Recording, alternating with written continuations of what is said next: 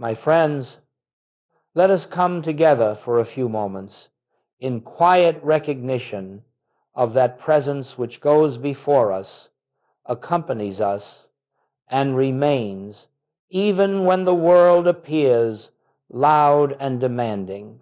Let us rest in the awareness that there is, at this very instant, an invisible something within you and within me and within all life that lives us, sustains us, moves us, and reveals itself when we turn toward it in stillness. Now, I want to speak with you about something that touches almost every sincere seeker who has walked this spiritual path. It is a matter that has puzzled many, discouraged some, and confused nearly all at one time or another. It is this: how is it that men and women who have awakened to spiritual truth, who have studied, prayed, meditated, who have touched moments of illumination, still find themselves suffering, still anxious, still fearful, still troubled? How can it be that one who has glimpsed the infinite still trembles before a bank statement, a diagnosis, an argument, or an uncertain tomorrow? It is not because you lack devotion. It is not because you lack sincerity. It is not because you have failed spiritually. No, it is because a subtle, almost invisible habit has continued to operate within you, a habit carried over from the old way of living, a habit that almost every sincere student brings with them. It is the habit of seeking second. You see, the majority of the world, even the religious world, even the metaphysical world, lives under the assumption that the outer world is cause and consciousness is effect, that circumstances dictate peace, that conditions determine safety, that the world has the first word and we must respond to it. And when this assumption remains, even after spiritual awakening, the individual continues to suffer, not because truth is absent, but because truth is not yet first in their consciousness. This is why a person may meditate in the morning, feel uplifted, and yet fall into fear when the day's first problem appears. It is why someone may have felt the presence of God one moment, and in the next feel abandoned by that same presence. It is why a person may seek God with their mind while their heart trembles before the world. There is no fault in this. It is the human experience, but it is not the spiritual way. For the Master said, "Seek ye first the kingdom of God." And it is in this one passage that the entire mystery is revealed. First, not second. First, not after the fear is felt. First, not after the problem is analyzed. First, not after the mind has exhausted itself with planning, defending, resisting, or worrying. You see, the suffering of the spiritually awake does not arise because they lack the kingdom. The kingdom is fully present within them. It is here, now, complete. The suffering arises because in the moment of challenge, they turn first to the problem and only later to the presence. They seek second. And so this hour, let us gently, quietly, lovingly examine this habit. Let us learn what it means to reverse it. Let us see why even an enlightened glimpse is not enough if we continue to give power to appearances. Let us understand the reason spiritually mature people still tremble. Let us understand why inner peace comes and goes. Let us understand why moments of illumination give way to moments of fear. And let us discover together how to live in such a way that the kingdom is not a momentary experience, but a permanent foundation, not by force, not by effort, not by spiritual striving, but by recognition, simple recognition that the presence within you is the only power, the only law, the only cause, and it must be acknowledged first. When that shift occurs, when consciousness precedes circumstance, something marvelous and sacred begins to unfold. You find that you no longer live at the mercy of the world.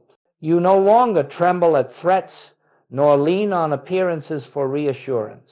You begin to live from the inside out. This then, my friends, is where our journey begins, with a simple understanding that the reason spiritually awake people still suffer is not because truth is hidden from them, but because they have not yet learned how to make truth first. When that shift occurs, when consciousness precedes circumstance, something marvelous and sacred begins to unfold. You find that you no longer live at the mercy of the world. You no longer tremble at threats, nor lean on appearances for reassurance. Not by force, not by effort, not by spiritual striving, but by recognition, simple recognition that the presence within you is the only power, the only law, the only cause, and it must be acknowledged first. Now, in order to go further, we must understand with absolute clarity what I mean and what the Infinite Way teaches when we speak of seeking second. This is not a phrase to be taken lightly. This is not an accusation aimed at human imperfection.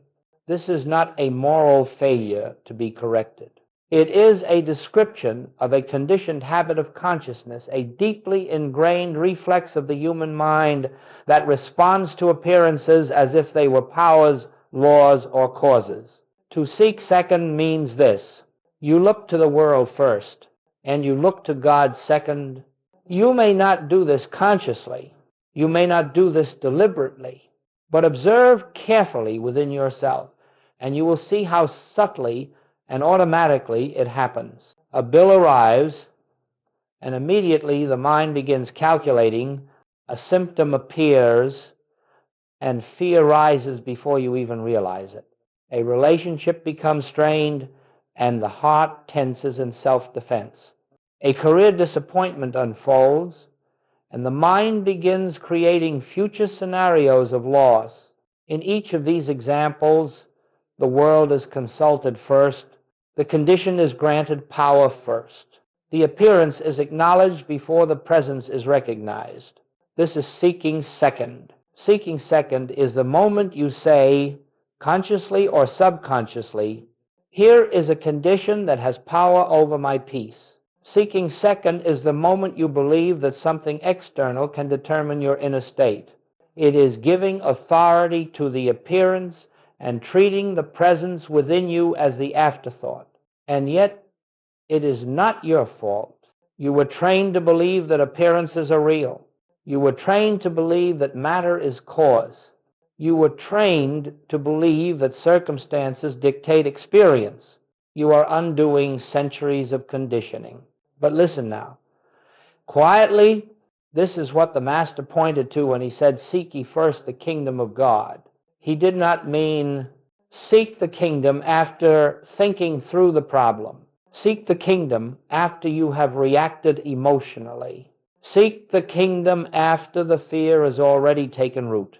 No, he meant seek the kingdom before you look at the world, before you engage the problem, before you analyze the situation, before you react, because only when consciousness is placed first do you perceive the world rightly. Seeking second is living as if the world is cause and God is effect. Seeking first is living as if God, presence, consciousness, spirit is cause, and the world is effect. This is the entire difference between spiritual freedom and spiritual struggle. Now, observe this very carefully. You can read every scripture in the world. You can meditate daily. You can know all the mystical truths of every tradition. And yet, if in the moment of need you turn first to the appearance, all the truth you know will be placed in second position, and it cannot help you. Truth must be first in your consciousness to become effective. It is not enough to know truth. It must be recognized before the mind engages the problem. This is why a person may say, "I know God is with me," and yet tremble before a doctor's report. They know truth intellectually, but they seek it second experientially. A person may say, "I know supply is infinite," and yet go into panic when money appears limited. They believe truth conceptually, but they look first to the bank account as their God. This is why spiritually awakened people still suffer. Not because they lack truth, but because truth is placed second. My friends, this is the great realization. Seeking second is the only remaining cause of suffering for the spiritually awakened. Seeking first is the doorway out of it. Let this settle into your heart gently. Let it illuminate something in you. Let it reveal where, in your own life, appearances still occupy the first position in your consciousness.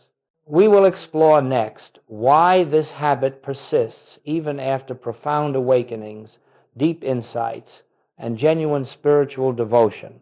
Let us continue in the stillness that is gathered here. For only in stillness can we discern the subtle movements of the inner life. Only in stillness can truth be recognized, not as an idea, but as a living presence. They believe truth conceptually, but they look first to the bank account as their God. Why is it that even those who have awakened, even those who have touched the presence, still look to circumstances first? Why is this habit so persistent?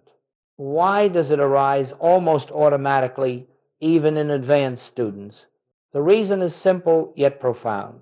You have spent a lifetime, indeed many lifetimes, trained to believe the outer world is the authority before you ever took a spiritual step, before you ever heard the word consciousness.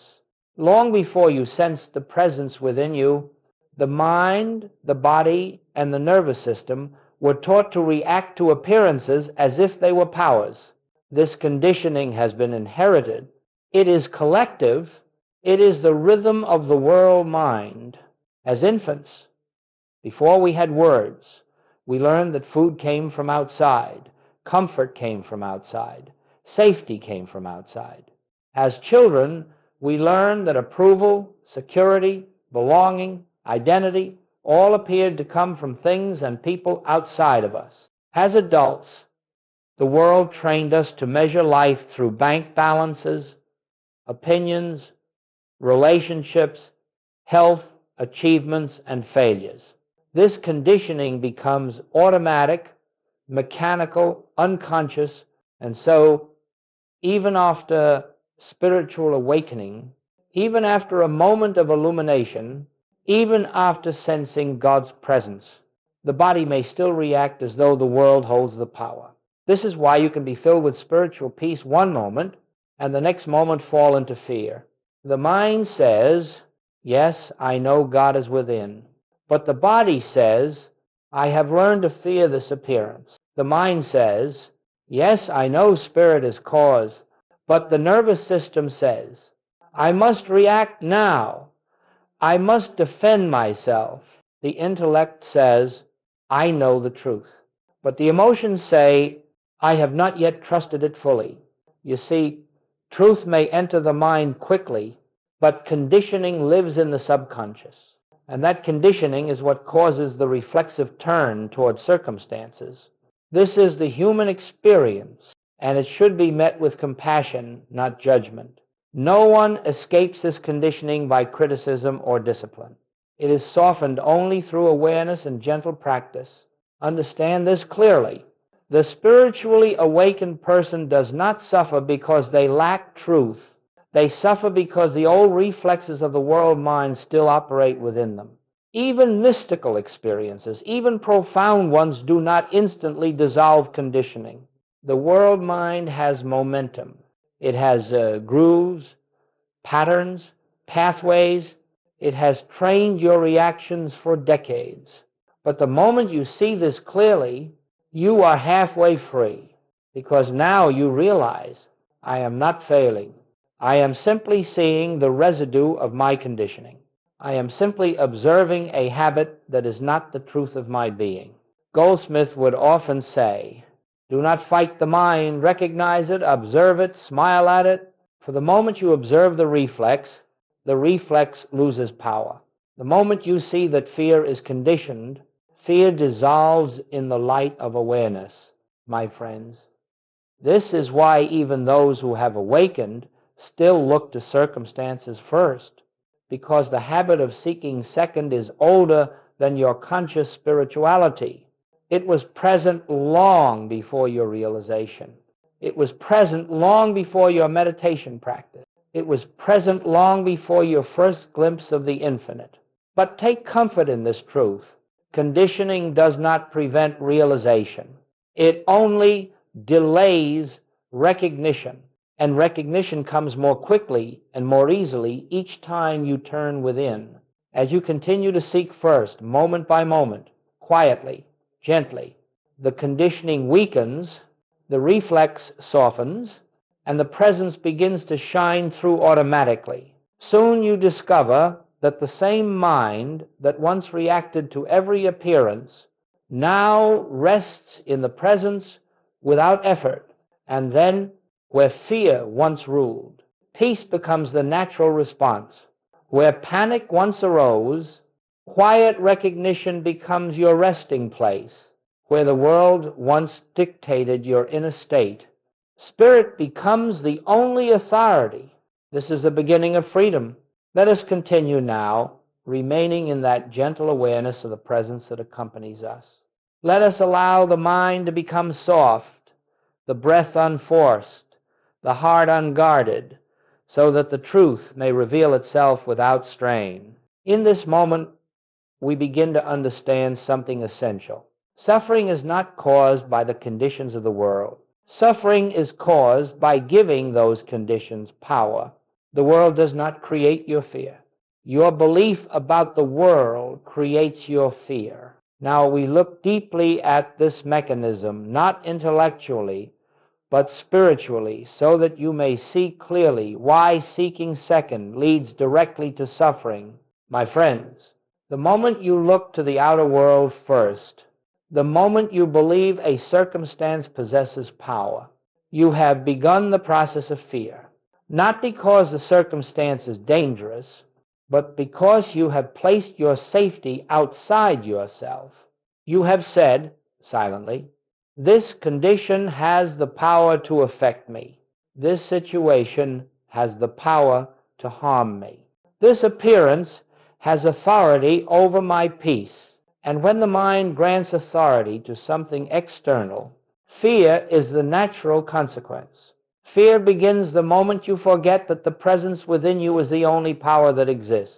Let us take an example. A bill arrives. If, before turning within, you look at that bill and say, "This determines my well-being," you have already begun to suffer. Not because of the bill, but because you handed it the role of cause.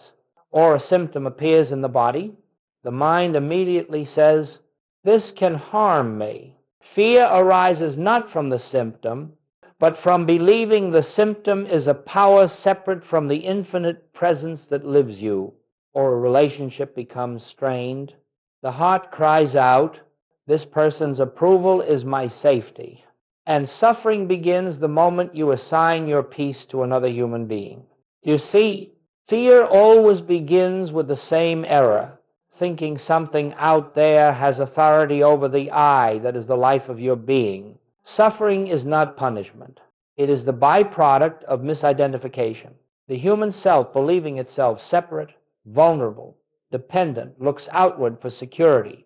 And in doing so, it unconsciously says, "I am not one with the presence. I must defend myself against the world." This single belief is the root of all fear. The moment you identify with the human sense of self, you live in a universe of threats. But the moment you identify with the Christ within the divine presence, you discover that nothing external has ever had power over you. Goldsmith taught this tirelessly. Fear is not a condition to remove. Fear is a signal that you are giving power where no power exists. Fear is a teacher. It shows you exactly where you have placed a second power. And there cannot be a second power in spiritual life. There is only one power, the presence, the I am, the infinite consciousness that is the substance and life of all being. So when fear arises, do not judge it. Do not fight it. Do not condemn yourself for feeling it. Fear says only this: somewhere in this moment, I am seeking second. That is all. And the moment you recognize this, the moment you say, here I am giving power to appearance again, you have already withdrawn the power you mistakenly assigned. Fear dissolves in the light of recognition. Let me say this gently and clearly. The world cannot hurt you. Only your belief that the world has power can hurt you. Conditions cannot imprison you. Only your belief that conditions define your life can imprison you. Nothing external has ever been the cause of your suffering. It is the belief in separation from the presence that creates the illusion of suffering.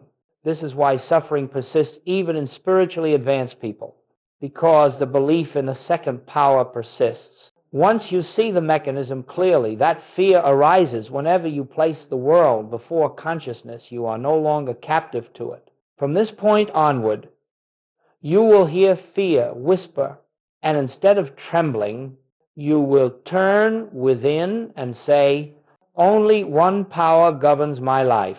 Only one presence animates my being. Nothing external can add to me or take from me. I seek first the kingdom, and in that recognition, fear loosens its grip, peace returns, and the inner kingdom reveals itself silently, gracefully, naturally. For fear exists only in the belief that something outside the one can threaten the one, and that is impossible. Let us continue now gently, as if we were sitting together in the quiet of early morning, when thought is slow, when the heart is receptive, when the presence is near enough to touch. We have spoken of seeking second. We have spoken of the reflexive turn toward appearances, and we have seen why suffering follows. Now we come to the great reversal, the turning point of the spiritual life, the moment in which you begin to make the inner reality your first impulse, your first recognition, your first resting place. My friends, if you understand this one principle and live it, your entire experience of life will begin to shift. To seek first the kingdom means, before you look at the problem, you return to the presence. Before you speak, you turn within. Before you react, you pause. Before you plan, you become still. Before you let the appearance define your state, you recognize the infinite as the source and substance of your being. This is not a technique. It is not an affirmation. It is not a mantra. It is a movement of attention, a quiet turning from the world to the truth at the center of your being. Let us make this very practical. Imagine you wake in the morning, before you check your messages, before you search for the day's demands, before the mind begins its usual race, and you pause and you acknowledge silently, where I am, God is. The presence goes before me. I and the Father are one, not as a repetition, but as an inner remembering. This one moment shifts the entire foundation of your day. Or suppose a bill arrives, and the mind, trained by years of conditioning, rushes forward in fear. Instead of engaging that reflex, you pause. You turn within. You recognize the infinite, and only then do you look at the bill. For now you are seeing it from the standpoint of the presence, not from the standpoint of the world mind. Or a symptom appears in the body before fear floods in. Before you assign meaning to the sensation, you pause. You become aware of the stillness. You touch, even briefly, the truth that spirit is the life of your being. And from that recognition, you proceed. Or someone speaks harshly, and the old habit is to defend, to react, to strike back emotionally. But instead of reacting instantly, you take that sacred pause. You turn inward.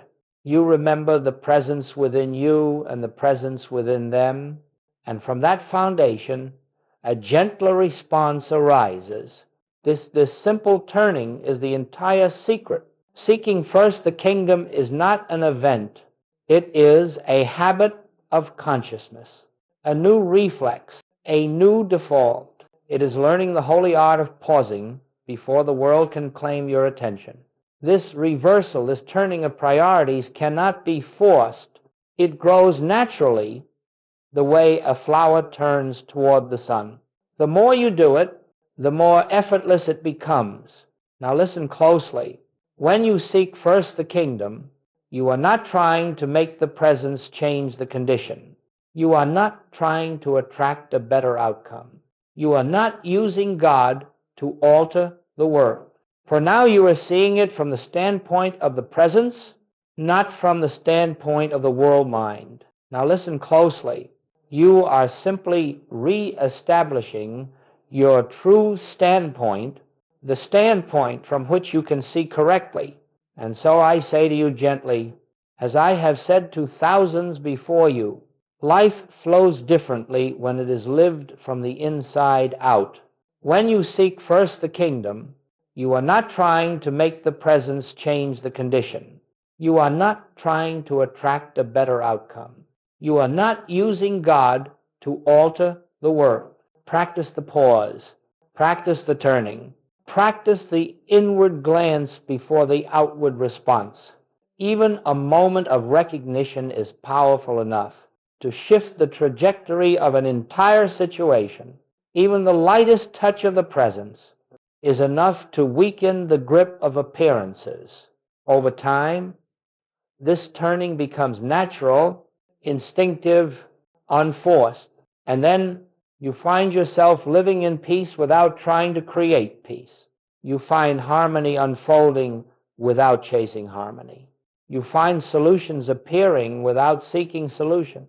You discover that the kingdom you sought was never absent. It awaited only this gentle reversal, this new ordering of priorities in which consciousness, not circumstance, becomes first. This is the essence of the spiritual life. This is the pathway to freedom. This is the great reversal. Let us continue now, my friends, with a deep breath into the silence that already surrounds us. For in the silence, we touch the dimension of life that is untouched by circumstance, untouched by fear, untouched by the noise of the world.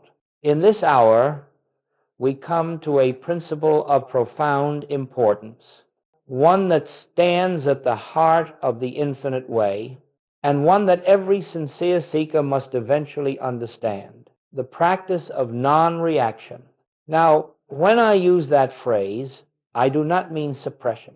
I do not mean that you should numb yourself or pretend that appearances do not arise or that emotions do not move through the body. No, that is not the way of truth. The practice of non-reaction is the spiritual art of not granting power to what appears. It is not the absence of activity. It is the absence of inner resistance, the inner refusal to bow before the world mind. You see, every appearance that arises before you, a bill, a diagnosis, a conflict, a disappointment, comes with a silent suggestion. This has power over you. This demands your fear. This requires your immediate emotional response. And the human mind, conditioned by centuries of survival instinct, reacts almost before the stimulus is even seen. This is the world mind, the collective hypnotism of humanity, using your nervous system as its instrument. But once you begin the practice of non-reaction, you break that hypnotism. You dissolve the world mind at its root. The world mind can only function through your reaction.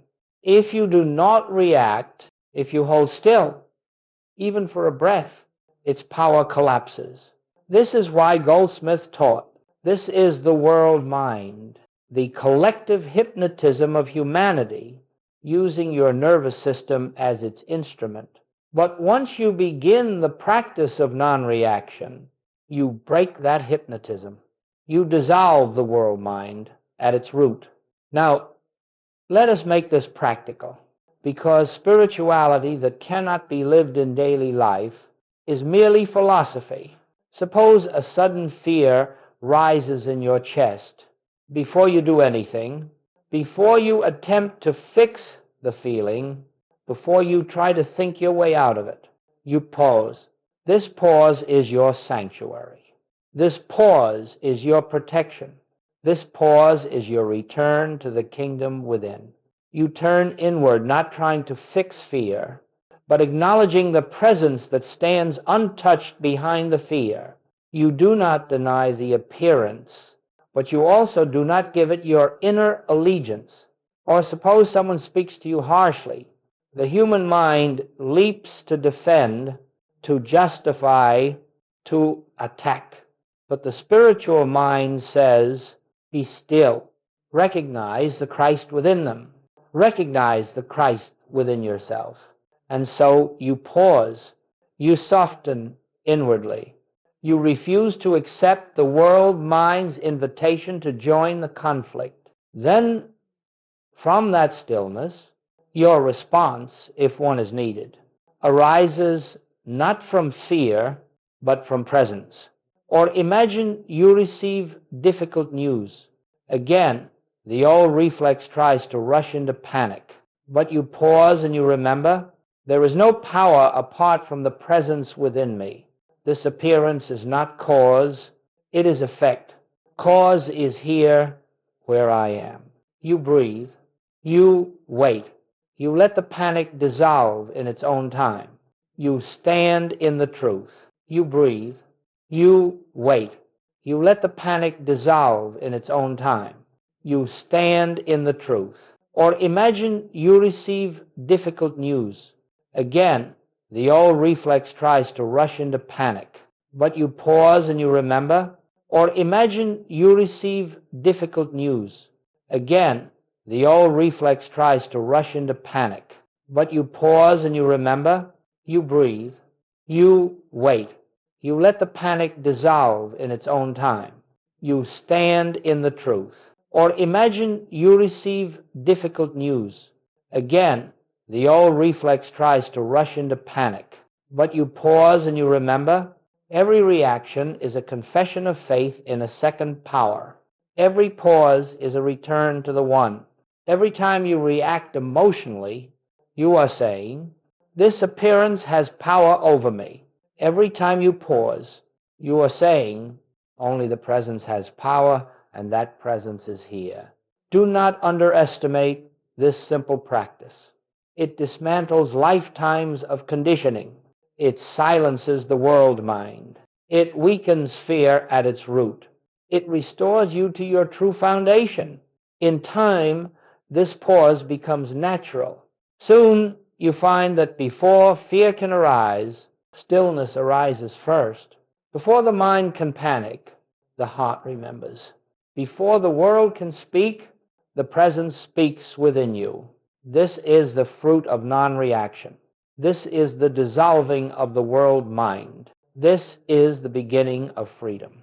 Let us continue now, gently, as though the world had stepped aside for a moment and left only you, and the presence that breathes you, sustains you, and lives you. In this section, we cross an inner threshold, a shift so profound it marks the difference between spiritual striving and spiritual realization. The world teaches us to fix conditions, to improve, to manipulate, to correct, to control. It teaches that life is shaped from the outside, and that peace is achieved only when circumstances obey our desires. But the spiritual life, the life Jesus taught, the life Joel Goldsmith demonstrated, is a life in which conditions are not fixed, but seen through. It is a life in which we no longer battle appearances, but recognize the truth behind them. My friends, this is the great pivot point, the turning of consciousness from material cause to spiritual cause. As long as you attempt to fix the outer world, you remain bound to it. You become its slave. You must constantly chase new solutions, calm new fears, patch new problems. But when you shift from fixing to recognizing, From manipulating appearances to acknowledging truth, you step into a life governed not by human effort, but by spiritual law. Let us explore this with clarity, recognizing truth instead of fighting appearances. Suppose illness appears in the body. The world mind urges you, fight the condition, attack it, fear it, and so you react, and your reaction strengthens the appearance, but the spiritual seeker pauses and turns inward. You are not ignoring the appearance. You are refusing to grant it power. And in the quiet of recognition, you remember the great truth. Spirit is the substance of your body. Wholeness is the nature of your being. There is no power apart from the presence. You are not treating the illness. You are recognizing the truth that exists where illness seems to be, and because consciousness is cause, that truth begins to dissolve the false appearance. Or take financial difficulty. Spirit is the substance of your body. Wholeness is the nature of your being. There is no power apart from the presence. You are not treating the illness. You are recognizing the truth that exists where illness seems to be. Supply is not money. Supply is the infinite outpouring of divine consciousness. Money is merely one form. Take financial difficulty. Spirit is the substance of your body. Wholeness is the nature of your being. There is no power apart from the presence. Or consider relationships. Conflict arises. The mind rushes in to justify, to defend, to blame. But the spiritual seeker pauses, and in that pause, you remember. You are not treating the illness. You are recognizing the truth that exists where illness seems to be. You are not fixing the relationship. You are recognizing the truth behind the appearance of discord. Or consider relationships. Conflict arises. The mind rushes in to justify, to defend, to blame. But the spiritual seeker pauses, and in that pause, you remember. Or consider relationships. Conflict arises. The mind rushes in to justify, to defend, to blame. But the spiritual seeker pauses, and in that pause, you remember. But appearances have no life of their own. They are shadows cast by thought, expressions of a belief in separation. Every condition you fight gains strength. Every condition you see through dissolves.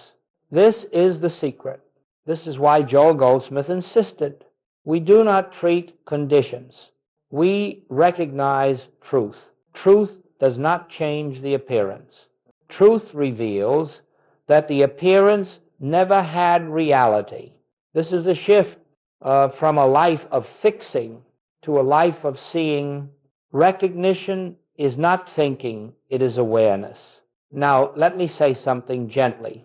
Recognition is not an intellectual affirmation. It is not repeating words. It is a quiet inner knowing. It is resting in the presence. Until you feel the stillness beneath the problem, it is abiding in the truth until the appearance loses its authority. You are not trying to change the world. You are seeing the world from the standpoint of the infinite.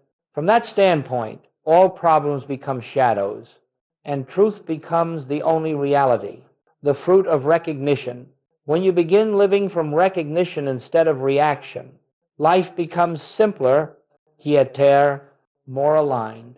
You find yourself acting without urgency, responding without fear, making decisions without anxiety, moving through life from the inside out, and conditions begin to change without your effort because they are no longer fueled by belief.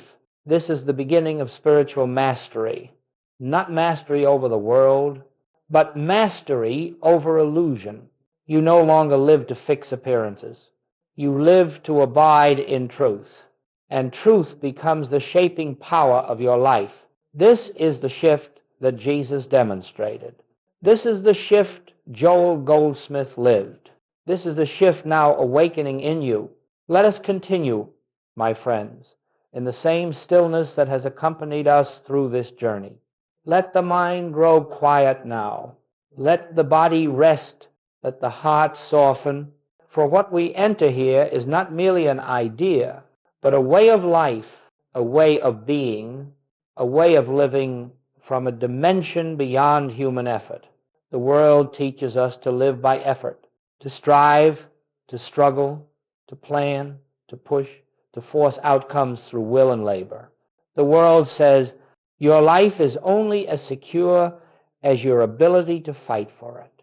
And so humanity lives in exhaustion, spiritually tired, mentally burdened, physically strained, trying to make life conform to desire through effort. But in the spiritual life, in the life Jesus demonstrated and Joel Goldsmith embodied, there is another way, a way called grace. Grace is not reward. Grace is not divine favoritism. Grace is not something dispensed from above. Grace is the natural activity of the One Presence. When the human self stops resisting, stops manipulating, stops trying to live life by personal will, and so humanity lives in exhaustion, spiritually tired, mentally burdened, physically strained, trying to make life conform to desire through effort. The world teaches us to live by effort, to strive, to struggle, to plan, to push, to force outcomes through will and labor. The world says your life is only as secure as your ability to fight for it. Grace is the activity of divine consciousness. You are not here to manage the universe. You are not here to manipulate people, to wrestle circumstances into alignment, to force your life into shape. You are here to awaken to the presence that lives you and to let that presence express itself as harmony, peace, and unfoldment. Grace is simply this: God living its own life as you without your interference. Human effort interferes. It says, I must fix this. Grace whispers, be still. It is already done. Human effort says, I must reach my goals. Grace says, your path is unfolding perfectly. Human effort says, I must protect myself. Grace says, there is no power apart from the presence. Human effort says, I must make things happen. Grace says, allow what is already moving through consciousness to appear. The shift from effort to grace is the shift from separation to oneness. The end of personal will, listen carefully now. As long as you believe you are a separate self, a little human mind navigating a dangerous world, you will live by effort. Effort belongs to the sense of separation. But the moment you recognize, I and the Father are one, effort dissolves naturally. In that recognition, you do not become passive. You become aligned. Your actions no longer come from fear, but from inner guidance. Your decisions no longer come from force, but from quiet knowing. Your steps no longer come from anxiety, but from the rhythm of the infinite moving through you. Where human will once led, grace now flows. Examples of living by grace. Let us bring this into lived experience. A business challenge arises. The old habit is to scramble, strategize, tighten, fear, but grace begins with inner stillness. You turn within. You acknowledge the presence, and from that recognition, an idea arises. One you did not force, one you did not strain to produce. That idea is grace in action. Or a relationship enters conflict. The old habit is to defend, argue, resist. But grace begins with non-reaction. You turn within. You feel the stillness beneath the emotion. And from that stillness, words arise, soft, clear, healing. Those words are grace in action. or the body presents a condition, human effort rushes to fear and control. But grace begins with recognition. You turn within and acknowledge, Spirit is the life of my being. Wholeness is my reality. You do not try to heal the body. You simply stop interfering with the wholeness already present. The improvement that follows is grace revealing itself. Grace produces what effort cannot. Grace does what human effort never could. Effort tries to build your life. Grace expresses the life that already exists within you. Effort tries to achieve peace. Grace is peace. Effort tries to manifest abundance. Grace is the flow of infinite supply. Effort seeks healing. Grace reveals that wholeness has never been absent. You see, my friends, effort belongs to the realm of fear. Grace belongs to the realm of truth. As long as you strive, you affirm lack. As long as you struggle, you affirm separation. As long as you force outcomes, you deny the presence. Grace requires only one thing. Stop trying to live life through the human mind and let the divine live its life through you. That is the essence of seeking first the kingdom. You are not seeking solutions. You are seeking the presence. And once the presence is realized, solutions flow without struggle. The inner feeling of grace. You will know when you begin living by grace, for your life will take on a new texture. You feel carried, not burdened. You feel guided, not confused. Stop trying to live life through the human mind and let the divine live its life through you. You feel at peace even before conditions change. You feel a quiet confidence without any visible reason. This is not imagination. This is not wishful thinking.